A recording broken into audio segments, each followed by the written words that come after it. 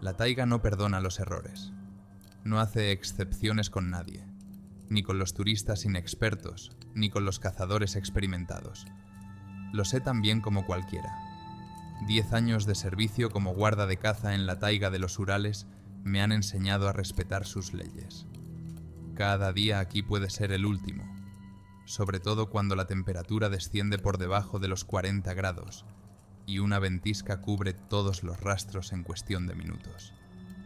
Mucha gente cree que el principal peligro aquí son los animales salvajes o la dureza del clima, pero yo sé que la taiga esconde secretos mucho más terribles, secretos que no siempre pueden explicarse, y uno de ellos casi me cuesta la vida.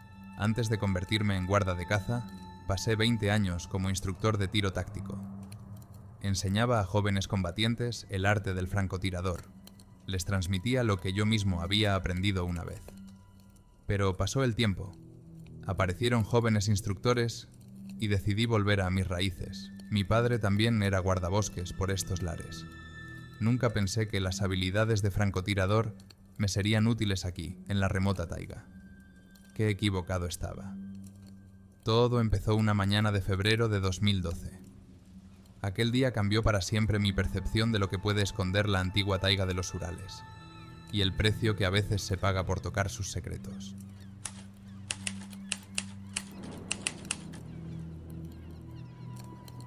El mensaje llegó a las 5 de la mañana. Víctor, el viejo cazador, no había regresado de sus rondas por sus tierras. Para un hombre que conocía la taiga como la palma de su mano, esto era más que extraño. En sus 68 años de caza, Víctor seguía siendo robusto y precavido. No había tenido ni un solo accidente grave en 30 años.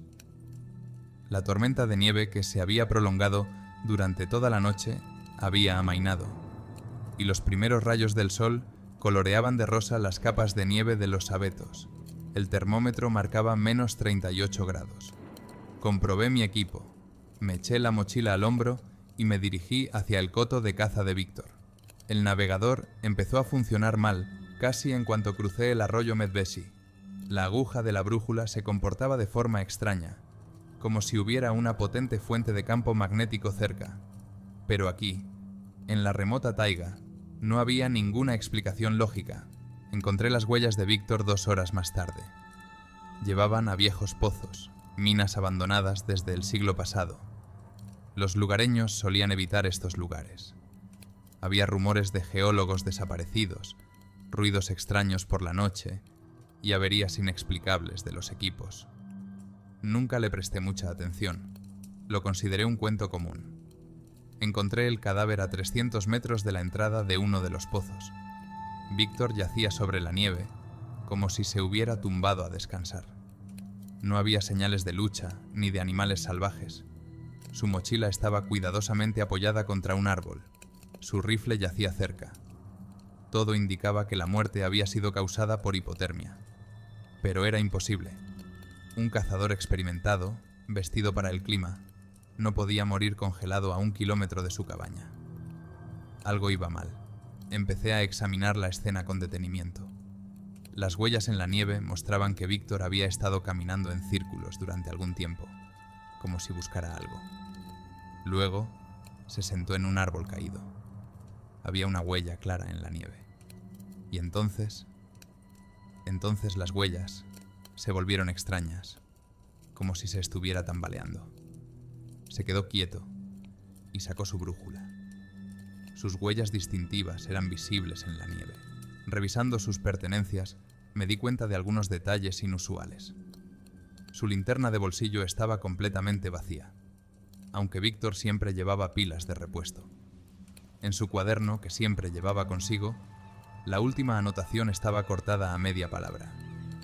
Un extraño ruido sordo procedente del pozo. La brújula se ha vuelto loca. Hay que comprobar. En el bolsillo del pecho llevaba una vieja fotografía, amarillenta por el tiempo. Mostraba a un grupo de hombres vestidos con el uniforme de la policía secreta soviética a la entrada de la mina. En el reverso aparecía la fecha, 1920, y unos números que parecían coordenadas, y en la mano, Víctor sostenía una brújula. La flecha estaba completamente desmagnetizada y colgaba libremente, pero el hallazgo más extraño fue un pequeño objeto metálico que llevaba en el bolsillo, algo parecido a una insignia o ficha con las letras NGCC y un número grabados. El metal estaba caliente al tacto, a pesar de la escarcha, y también tenía extrañas propiedades magnéticas. Mi propia brújula empezó a girar erráticamente cuando me acerqué a ella. En aquel momento, no sabía que aquello no era más que el principio de una historia que se prolongaría durante muchos 7 años y daría lugar a acontecimientos que cambiarían mi vida.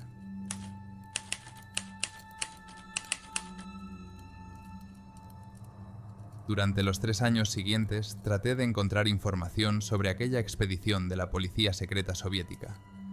Estudié archivos, pregunté a antiguos residentes, exploré los alrededores de los túneles. Encontré algunos retazos de información, mapas antiguos, pero todo no cuadraba para formar una imagen coherente. Hasta que en noviembre de 2015 ocurrió algo que me hizo recordar la misteriosa muerte de Víctor. Un grupo de 5 personas se había inscrito como expedición geológica. Su papeleo estaba en orden, pero algo en su comportamiento era alarmante. Equipos demasiado caros para geólogos corrientes. Preguntas demasiado precisas sobre antiguos pozos. Acamparon a 2 kilómetros de la entrada de las excavaciones y empezaron a hacer mediciones. Al tercer día de su estancia, mi receptor de radio captó una señal de socorro. A través de las interferencias llegó una voz excitada. Hemos encontrado... Dios mío, todavía funciona. Necesitamos una emergencia. Y la conexión se cortó. Inmediatamente me dirigí a su campamento. Lo que vi allí era inexplicable. Las tiendas estaban vacías, pero todo el equipo seguía en su sitio. En el centro del campamento, un generador encendido, electrodomésticos en funcionamiento, té caliente en termos. Era como si la gente se hubiera esfumado en mitad de su trabajo.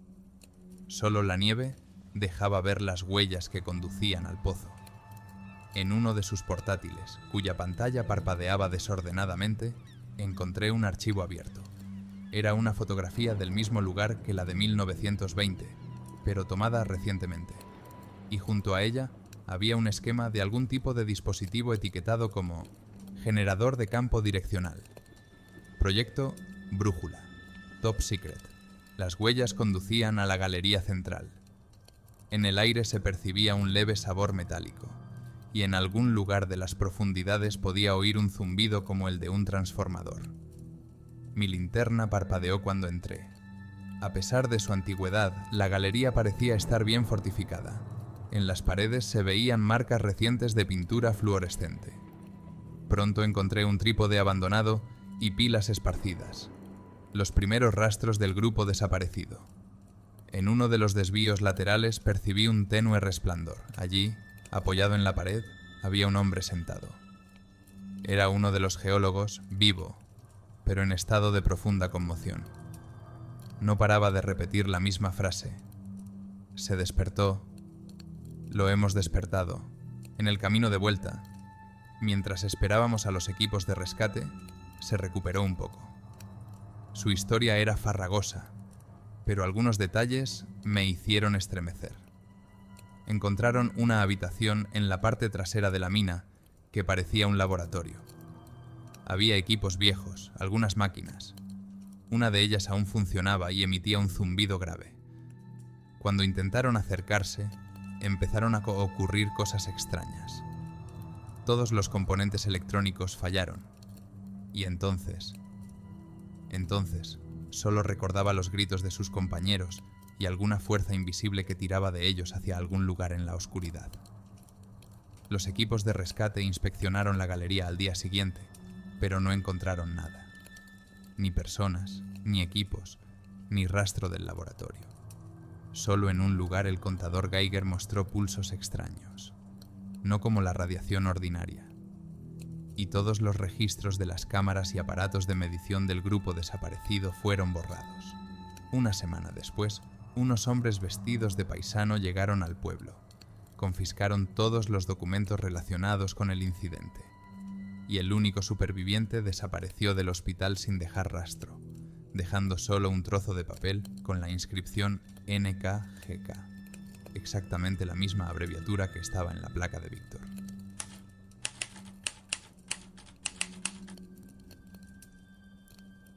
En octubre de 2016, cuando las primeras nieves ya habían cubierto la taiga, un desconocido llamó a mi cabaña. Alto, canoso, con un caro abrigo de ciudad, no encajaba en absoluto con el paisaje local. Se presentó como investigador de un instituto minero, pero su indumentaria militar delataba un pasado muy distinto. «Conozco el caso de Víctor», dijo sin preámbulos. «Y también lo del grupo de geólogos. Te das cuenta de que estos casos están relacionados, ¿verdad?» Sacó una destartalada carpeta de cuero. Dentro había documentos con la etiqueta Alto Secreto y la conocida abreviatura NKGK, Comisariado del Pueblo de Brújulas Mineras. En 1920 había un laboratorio secreto trabajando aquí. Crearon algo que se suponía que no existía. El equipo todavía está allí y está funcionando de nuevo. Puso una fotografía sobre la mesa, una copia exacta de la que yo había encontrado de Víctor. Si me ayudas, diré toda la verdad. Si no, habrá más víctimas. Me negué.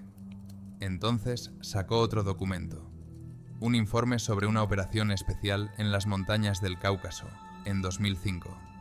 La misión que había intentado olvidar durante los últimos 11 años. Un grupo de militantes asaltó un autobús con niños. Me ordenaron disparar al conductor cuando el autobús pasara por un tramo peligroso de una carretera serpenteante. Cumplí la orden. El autobús se detuvo. Los niños fueron rescatados, pero 2 rehenes murieron. Oficialmente se culpó a los militantes, pero yo sabía la verdad. Era mi última misión. Los documentos dicen una cosa, pero los testigos pueden decir otra muy distinta, dijo con calma. Especialmente los familiares de los muertos. Esa misma tarde fui a ver a Nick, un viejo cazador que vivía en un cordón distante. Tenía ya más de 70 años, pero se mantenía fuerte y lúcido. Su padre, que trabajaba como guarda forestal, era amigo de uno de los ingenieros del laboratorio. Nick dijo que su padre había dejado algunos papeles y diarios. Cuando llegué a su cabaña en la moto de nieve, el aire helado ya olía a quemado. Las llamas salían disparadas de debajo del tejado. El viejo cazador yacía inconsciente en la nieve a 50 metros de la casa. Al parecer, había conseguido salir. La nieve a su alrededor había sido pisoteada por varias personas. Aparté a Nick del fuego y lo cubrí con mi chaqueta. Volvió en sí, resollando. Una caja de hierro, bajo las tablas del suelo. No la encontraron. Luego volvió a desmayarse. En la cabaña en llamas encontré un escondite. Dentro de la caja de hierro, páginas amarillentas de un diario con notas sobre extraños experimentos, viejos esquemas de túneles y una foto de un grupo de científicos en algún dispositivo masivo. Dentro de la caja de hierro encontré páginas amarillentas de un diario escritas con letra pequeña. Entre las páginas había esquemas de los túneles y extrañas lecturas de instrumentos. Y al final había una fotografía de un grupo de científicos a la entrada del pozo principal. La inscripción del reverso decía: Mina número 4, profundidad 270 metros. Profundidad 270 metros. Aquí la encontramos. La última entrada del diario está fechada en 1921. Hoy ha ocurrido algo que me temía. Mientras explotábamos el nivel inferior, descubrimos una enorme veta de mineral. Los instrumentos ordinarios están fuera de escala. Crea un campo increíblemente potente. Todo el hierro en un radio de 50 metros está magnetizado de tal manera que es imposible sostenerlo con las manos.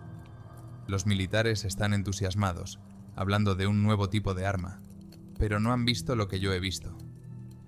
Gente desapareciendo en los túneles inferiores, la forma en que todos los indicadores están distorsionados, y esos sonidos de ahí abajo. Tomé algunos de los documentos y las llaves del nivel inferior. La mina necesita ser tapada. Ahora, si estás leyendo esto, Mantente alejado de la mina número 4. Lo que hay ahí abajo es cada vez más fuerte. El fuego destruyó casi toda la cabaña de Nick, pero él sobrevivió. En el hotel hospital, cuando recobró el conocimiento, dijo que 2 hombres habían ido a verle poco antes del incendio provocado. Buscaban unas llaves antiguas. No sabía de qué hablaban, pero ahora lo entendía. Buscaban la llave del nivel inferior. Cuando llegué a casa, me encontré con que me estaban esperando. El mismo hombre del abrigo estaba sentado ante mi mesa, revisando unos papeles. ¿Has encontrado algo interesante?, preguntó sin levantar la vista. Te das cuenta de que ahora no tienes elección, ¿verdad? O trabajas con nosotros o no tuvo tiempo de terminar. En ese momento todos los aparatos eléctricos de la casa se apagaron a la vez. La manecilla de mi brújula, que estaba apoyada en el alféizar de la ventana, giró 180 grados con un zumbido. Y en algún lugar de las profundidades de la taiga, lejos de los viejos pozos, el cielo se iluminó con un destello brillante.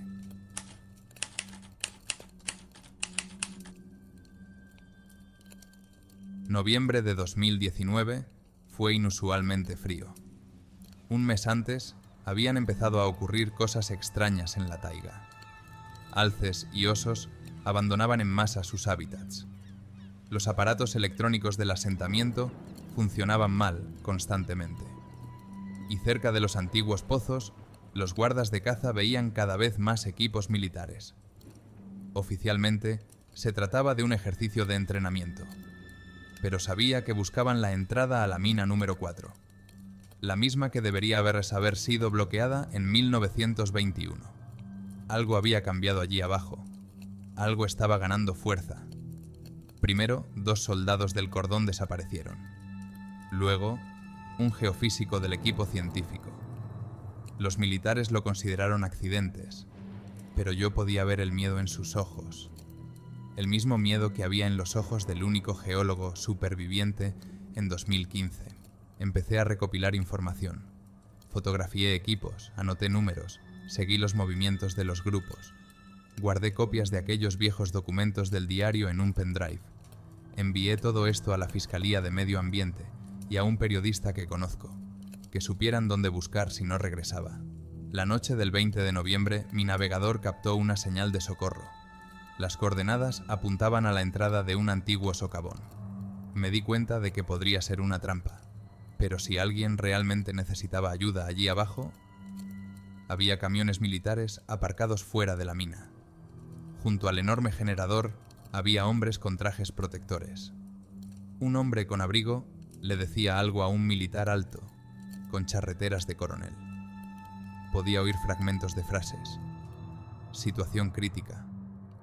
Alteración de la estructura. Inundación de los niveles inferiores. Más tarde me enteré de lo que había pasado.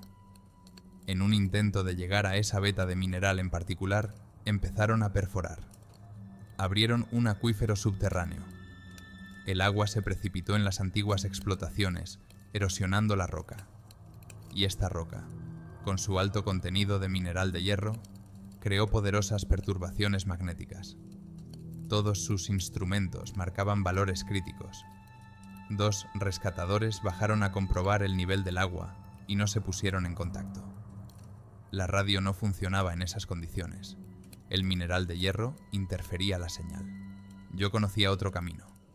Un antiguo pozo de ventilación que no estaba marcado en los mapas. Dentro de la galería, el aire era húmedo, pesado. El ruido del agua aumentaba a cada metro. A 200 metros de profundidad, encontré a los rescatadores. Intentaban llegar al pozo principal, pero el agua había bloqueado el paso. Uno de ellos se había hecho daño en la pierna. Mientras subíamos por el pozo de ventilación, oí el primer derrumbe. El agua subterránea había erosionado los soportes, y el pozo empezó a derrumbarse como un castillo de naipes. A duras penas conseguimos salir a tiempo. 1 hora más tarde, todo el nivel inferior se derrumbó. La cavidad se llenó de agua, y toda la historia secreta del mineral quedó sepultada bajo toneladas de roca. Ahora nadie bajaría allí. Era demasiado peligroso. Los militares suspendieron su trabajo. el hombre del abrigo desapareció. Y a mí me amonestaron por interferir en una perforación. Pero la información se filtró de todos modos. Demasiados testigos. La Fiscalía ha abierto una investigación sobre el trabajo ilegal en la zona protegida. Las brújulas de aquí siguen dando la tabarra. Pero ahora sé que no hay misticismo. Solo mineral de hierro, agua y codicia humana. Y los que desaparecieron por estos socavones en los años 20 debieron enfrentarse a lo mismo. La naturaleza no perdona. Perdona a aquellos que tratan de tomar más de lo que pueden manejar. Ya ha pasado más de un año. La historia de las obras secretas se ha hecho pública. La investigación reveló violaciones de la legislación medioambiental y varios altos funcionarios perdieron sus charreteras. Los alrededores de los túneles fueron reconocidos como zona de peligro y cerrados al público. Nick mejoró. A veces viene a verme. Tomamos té y recordamos aquellos acontecimientos. Dice que su padre tenía razón. La naturaleza guarda algunos secretos por alguna razón. Entregué el diario y los documentos al Museo de Historia local. Que la gente conozca la historia de estos lugares. Nunca se volvió a ver al hombre del abrigo. Pero a veces, en una tormenta de nieve, me parece oír un ruido sordo bajo tierra. Es el agua que sigue moliendo la piedra, erosionando cada vez más los viejos pozos. Ahora los lugareños evitan el lugar. No por misticismo o leyendas. Es que todos se dan cuenta de que ahí abajo, la naturaleza nos ha dado una lección. Una lección que vale la pena recordar. Sigo trabajando como guardabosques. Recorro mi parcela, vigilo el bosque, ayudo a los animales. Después de esta historia, el trabajo ya no me parece tan aburrido. Ahora lo tengo claro. A veces los peores secretos no se esconden en las leyendas, sino en lo que el hombre hace con la naturaleza. Amigos, gracias por ver este vídeo hasta el final. ¿Creen que el objeto en las profundidades del pozo era realmente un fenómeno natural? ¿O los militares sabían algo más e intentaron ocultarlo a toda costa? ¿Y si los experimentos de los años 20 nunca se detuvieron? Quizá alguno de ustedes se ha encontrado con anomalías similares o ha oído leyendas sobre lugares misteriosos. No dejéis de compartir vuestras opiniones en los comentarios. Si te ha gustado esta historia, apoya el canal dándole a me gusta y suscribiéndote. Y para no perderte nuevas historias misteriosas, enciende la campana. Cuídate y recuerda, la taiga esconde mucho. ¿Pero estás preparado para descubrir la verdad? Nos vemos en la próxima entrega.